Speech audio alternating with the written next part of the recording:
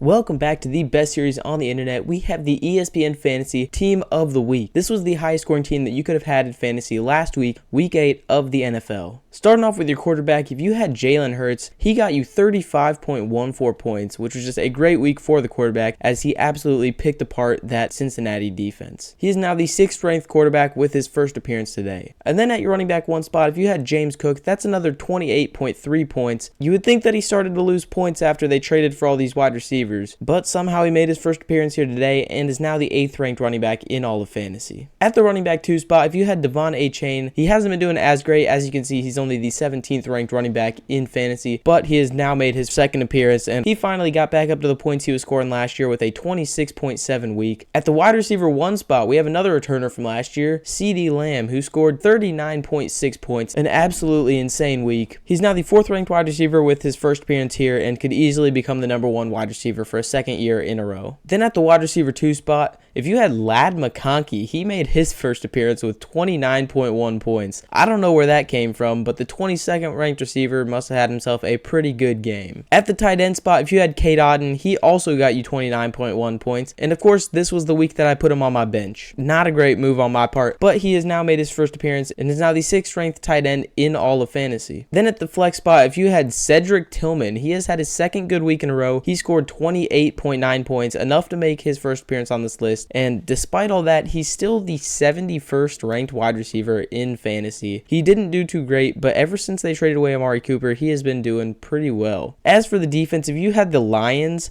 they scored you 13 points, which honestly would not be anything to really be excited about, but somehow this was the highest scoring defense in all of fantasy this week. Either way, the Lions have made their second appearance and are now the 9th ranked defense. And finally, for your kicker, if you had Anders Carlson, he has now made his first appearance on this list with a 16-point week, and let me tell you, he has been an absolute unit for this 49ers team ever since the divisional round playoffs last year. He's pictured as the 34th kicker, but he's probably a little higher. He just hasn't played the entire season. And in total, if you had all of these guys, then you scored yourself 245.84 points, an unfathomable score for most people because an above average winner this week would have scored like 140 points, and this team would have beat that team by 100. Did you have any of these guys on your team? If you did, tell me in the comments below, and be sure to check out some of these other videos on your screen now.